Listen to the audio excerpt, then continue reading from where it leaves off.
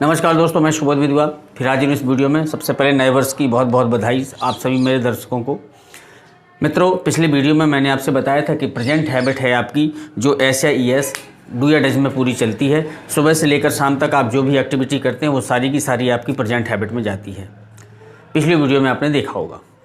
चलिए अब बात करते हैं हम क्वेश्चन ट्रिक की कि आप कोई आपसे अगर अंग्रेजी में क्वेश्चन पूछता है तो आप उसका जवाब कैसे देंगे। यदि आपको किसी से क्वेश्चन पूछना है तो आप क्वेश्चन कैसे तैयार करते हैं, आप क्वेश्चन कैसे बनाते हैं। तो मित्रों, क्वेश्चन में सबसे ज़्यादा ज़रूरी है आप जिस टेंस में क्वेश्चन करते हैं किसी से, वो आपको जवाब उसी टेंस में देता है, या आपसे कोई क्वेश्चन जिस टेंस में करे उसी टेंस में आपको जवाब देना पड़ेगा। देखें कैसे। आपने देखा होगा कि मित्रों, यदि आपसे किसी ने पूछा कि आप कहाँ जा रहे हैं, कहाँ जा रहे हैं, ठीक है।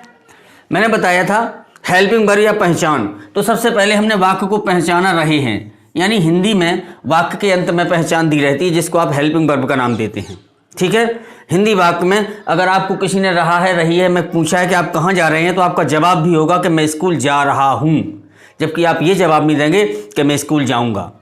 मैंने आपसे पूछा आप कहाँ जा रहे हो, आप ये नहीं कहोगे कि मैं स्कूल गया। मैंने आपसे पूछा कि आप स्कूल कब जा रहे हो, आप ये नहीं कहोगे कि मैं स्कूल जा सकता हूँ। नो।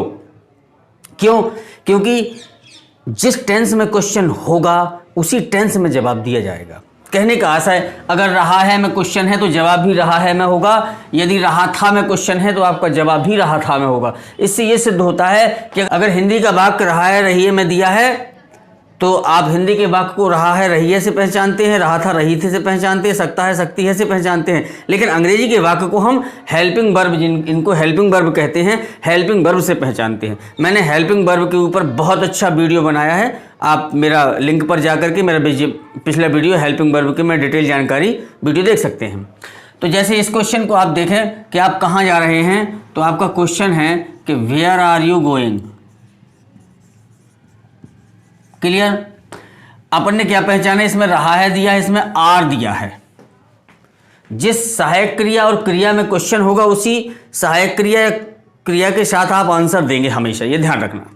देखें, और इसमें सहायक क्रिया हमेशा कर्ता के पहले होती है। जो भी आपसे क्वेश्चन करेगा उसमें जो सहायक क्रिया होगी वो कर्ता से पहले होगी। अगर यहाँ आर दिया तो आंसर आपका आर में होगा, इजारे में होगा। अगर यहाँ वाजवर दिया तो आपका जवाब वाजवर में होगा। यदि आप यहाँ डू डज दिया तो आपका आंसर फर्स्ट फॉर्म या एस या एस में होगा। खासकर फर्स्ट फॉर्म में होगा, क्योंकि जब मैं सब्जेक्ट होगा, मैं जवाब दूंगा तो आई फर्स्ट फॉर्म लगेगा। तो जो हेल्पिंग वर्ब है ये सबसे मेन इंपॉर्टेंट पार्ट है क्वेश्चन के लिए, ठीक है। चलिए देखते हैं क्वेश्चन कैसे बनाना है। कि यदि सेंटेंस आपका सहायक क्रिया से शुरू है, हेल्पिंग वर्ब से शुरू है, क्योंकि हम बात कर रहे हैं प्रेजेंट हैबिट की, तो हम डू डज की ही बात करें अभी, क्योंकि अगर मैं अन्य सहायक क्रियाओं की बात कर दूंगा तो आप उलझ जाएंगे। अगर आप डू से शुरू करेंगे कि डू यू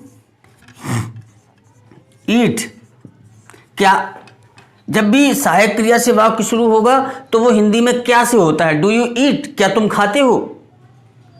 अब कोई भी सहायक क्रिया कर्ता के पहले आ जाए, कोई भी सहायक क्रिया पहले आ जाए, वो वाक्य क्या से ही शुरू होगा।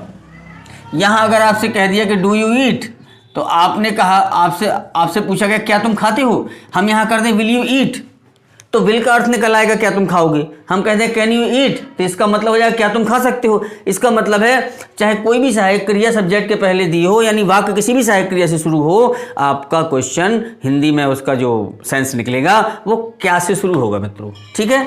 बात करते हैं यहाँ पर। तो जब भी कोई सहायक क्रिया से क्वेश्चन शुरू होता है तो उसका जवाब आपका हाँ या ना में होता है। डू यू ईट, क्या आप खाते हो, तो हाँ खाते हैं या नहीं खाते हैं। यदि आप हाँ खाते हैं, डू यू ईट, क्या आप खाते हो, आपने कहा मैं खाता हूं, हाँ मैं खाता हूं, तो यस आई के साथ फर्स्ट फॉर्म आना है सदैव, ये ध्यान रखना। जो भी क्वेश्चन डू डज से शुरू होगा उसका आंसर एस या यस फर्स्ट फॉर्म में होगा। लेकिन यदि कर्ता सब्जेक्ट यूज होगा, आपसे कोई क्वेश्चन करेगा तो डेफिनेटली फर्स्ट फॉर्म में ही जवाब देंगे आप।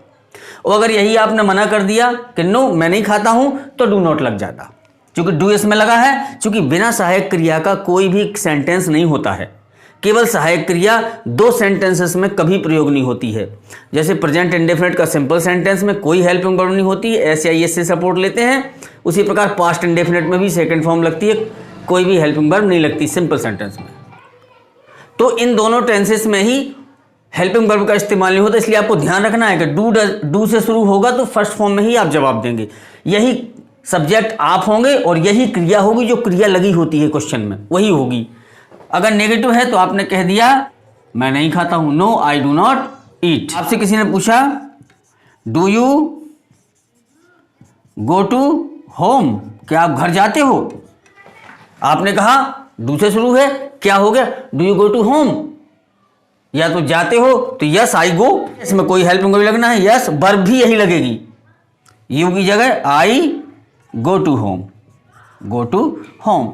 यदि आप नहीं जाते हो तो no I do not, verb यही आ जाएगी, no I do not go, है ना। यदि आपसे किसी ने पूछा कि डू यू राइट, क्या आप लिखते हो? अगर लिखते हो तो हाँ में जवाब होगा, नहीं लिखते हो तो ना में जवाब होगा। डू यू राइट, क्या आप लिखते हो? बोले हाँ मैं लिखता हूं, तो आई फर्स्ट फॉर्म में जवाब होगा। क्यों होगा? क्योंकि डू से शुरू है। और नहीं लिखता हूं तो आई डू नॉट राइट, तो नेगेटिव मैं नहीं लिखता हूं। मित्रों बात समझ में आई? तो ये तो हो गया जब वाक्य डू से शुरू हो, हेल्पिंग वर्ब से शुरू हो। अगर आपको किसी से क्वेश्चन करना है तो आप उसके पहले डू लगा के, डू यू लगा के उससे क्वेश्चन कर सकते हो। अगर आपसे कोई डू यू लगा के क्वेश्चन करता है तो आपको जवाब सिंपल हाँ में है तो फर्स्ट फॉर्म लगा के दे देंगे, ना में है तो यही डू है तो डू नॉट लगा देंगे। ओके मित्रों, लेकिन बात आती है जब क्वेश्चन वर्ड से शुरू हो। अगर आपसे कोई क्वेश्चन वर्ड से शुरू करता है, व्हाट मीन्स क्या, वाई मीन्स क्यों, वेयर कहाँ, व्हेन कब, हु कौन, हुज किसका, हुम किसे, विच कौन सा, हाउ मैनी कितने, हाउ मच कितना। अगर जब इस प्रकार के क्वेश्चन लगा करके वो आपसे क्वेश्चन करता है तो आपका जवाब क्या होगा? देखिए, कोई भी क्वेश्चन कर ले जिसके लिए वो पूछता है, या तो वो आपसे कोई वस्तु पूछेगा, वाई क्यों, कारण पूछेगा, वेयर कहाँ, स्थान पूछेगा, आपसे वस्तु पूछेगा, स्थान पूछेगा, कब टाइम पूछेगा, कौन व्यक्ति पूछेगा, है ना, विच वस्तु पूछेगा, हाउ मच मात्रा पूछेगा, हाउ मैनी कितनी गिनती पूछेगा, ये चीज पूछेगा आपसे, तो वो वर्ड इसमें लग जाएगा। जैसे आप इसमें चूंकि हम प्रेजेंट हैबिट की बात कर रहे हैं तो डू के साथ यू के साथ ही क्वेश्चन करना है, तो इसी में आप किसी को लगा लीजिए। जैसे आपने वाट लगा दिया, इधर लगा दीजिए वाट, आपने यहां वाट लगा दिया, वाट डू यू ईट। अभी था डू यू ईट, तो क्या तुम खाते हो, तो आंसर था आई ईट। क्या था? आई ईट। वाट डू यू ईट, अब तुम वाट क्या खाती हो, वस्तु का नाम बताओ, तो जो खाते हो बता दो कि I eat apple, I eat an apple. आपने वस्तु खाई, वाट क्या खाया, वस्तु खाई ना, तो केवल इतना जोड़ दिया तो इसका आंसर इसी में हो गया। जो डू यू ईट का आंसर था, वस्तु पूछी तो वो बता दिया।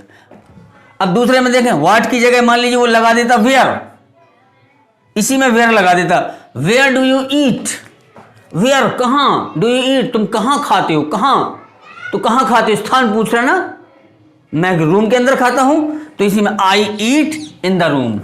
क्लियर? डू यू गो का मतलब हो गया, आंसर क्या बनेगा, आई गो। डू यू गो का मतलब क्या तुम जाते हो, मतलब I go. Where do you go, where लगा दिया उसने, वेयर डू यू गो कहाँ जाते, means he is asking place, स्थान, वेयर कहाँ जाते हो, तो आई गो टू, स्थान कहाँ जा रहे हैं, मान लीजिए स्कूल जा रहे हो तो आपने स्कूल लिख दिया। कितना जोड़ा, केवल इतना जोड़ा उस क्वेश्चन में, इतने वर्ड्स को, केवल जो पूछा उसने हमने उसको जोड़ दिया। डू यू राइट, क्या तुम लिखते हो, है ना। अब इसमें मान लिया आपने लगा दिया when do you right, when do you right तुम कब लिखते हो, कब लिखते हो भैया, टाइम पूछा ना उसने, टाइम पूछा ना, तो डू यू राइट का मतलब है क्या तुम लिखते हो, तो आपने कहा आई राइट। क्वेश्चन तो वही रहेगा, जो डू यू राइट का बनना था पहले तो वही लगेगा, यही क्रिया लगेगी, यही डू डज के हिसाब से इसी का टेंस होगा, यानी जिस टेंस में प्रश्न है उसी टेंस में जवाब होगा, टेंस तो वही होगा। अगर डू डज है तो मैंने बताया था कि फर्स्ट फॉर्म में दे देंगे, अगर एसआरएम होता तो एसआरएम में देते, वाजवर होता तो वाजवर में देते, can could may might shall should में होता क्वेश्चन तो उसी जो आता उसी में देते। तो व्हेन डू यू राइट, तुम कब लिखते हो, कब का मतलब क्या पूछा उसने, कब? टाइम, टाइम पूछा उसने, व्हेन का मतलब टाइम। तो आपने आई राइट में लिखता हूं, कब लिखता हूं? कब? At noon, at noon. Okay, तो मित्रों इस तरीके से क्वेश्चन को बनाया जाता है। दिमाग में सिर्फ इतना रखना पड़ता है कि सामने वाले ने अंग्रेजी में जिस हेल्पिंग वर्ब में, जिस टेंस में हमसे क्वेश्चन किया है, हमें आंसर उसी टेंस में देना पड़ेगा। इसलिए हमें हेल्पिंग वर्ब की जानकारी होनी चाहिए। तो इसके लिए मेरे पिछले वीडियो जरूर देख लीजिएगा। और हमें सेंटेंसेस की भी जानकारी होनी चाहिए, सब्जेक्ट क्या है, ऑब्जेक्ट क्या है। तो इस पर भी मैंने बहुत अच्छा वीडियो बनाया है, इस वीडियो को भी आप बहुत अच्छे ढंग से देख सकते हैं मित्रों। अब मैं आपको एक एग्जाम्पल देता हूं कि जो अगर आप जैसे कोई प्रेजेंट हैबिट है, वो आप जब स्वयं करते हैं तो उस प्रेजेंट हैबिट के क्वेश्चन आप खुद बनाएं और खुद बोलें। ठीक है, प्रेजेंट हैबिट में जैसे मैंने पिछले वीडियो में 3-4 एग्जाम्पल बढ़िया दिए थे, उसी प्रकार मैं इसमें भी एक आपको प्रैक्टिस करके बताता हूं, एक एग्जाम्पल देता हूं जो आपको एग्जाम्पल बहुत उपयोगी होगा और जिससे आप कि कैसे क्वेश्चन बनाना है और कैसे उसका जवाब देना है। जैसे I go to my village, I reach at my home, where I meet my friend, I talk to them. They are unemployed. They ask me about my business. I tell everything to them about my business. They want to start a new business, but they have no knowledge. They do not have knowledge about business. How to they start? मतलब मित्रों मैंने इतना बोला आपसे, ठीक है। इसमें आपने देखा कि मैं अपने गांव जाता हूं, मैं अपने मित्रों से मिलता हूं, ऐसे सेंटेंस है ना। मैंने एग्जाम्पल दिया, I go to my village, I reach my home. इतने कुछ सेंटेंसेस में से 2 सेंटेंस ले लिए, एक सेंटेंस से ढेर सारे क्वेश्चन बन जाते हैं। कैसे बनाना है? I go to my village, पहला क्वेश्चन, तो why do you go to village, ठीक है। तो कब का मतलब व्हेन, जैसे मैंने ये क्वेश्चन वर्ड बताए थे, इसको नोट कर लीजिएगा, ठीक है। कब गए? तो when do you go to village, how do you go to village, right. एक सेंटेंस की ये क्वेश्चन बनाए। अब इन्हीं क्वेश्चन के आपको जवाब देने हैं, जवाब लिखना भी और जवाब बोल के बताना भी है, ठीक है। तो मित्रों अगर आप इसकी ऐसी प्रैक्टिस करेंगे तो डेफिनेटली आप बहुत जल्दी बोलने लगेंगे, ठीक है। इसके बाद भी यदि आपको कोई समस्या है, if you have any problem, right in my comment box your problem, I will solve definitely. आप अपनी समस्या को मेरे कमेंट बॉक्स में लिखिए, मैं 100% आपकी समस्या का समाधान करने का प्रयास करूंगा, क्योंकि मैं आपकी सिर्फ समस्या सॉल्व करने के लिए ही बना हूं। बहुत बहुत धन्यवाद, नमस्कार।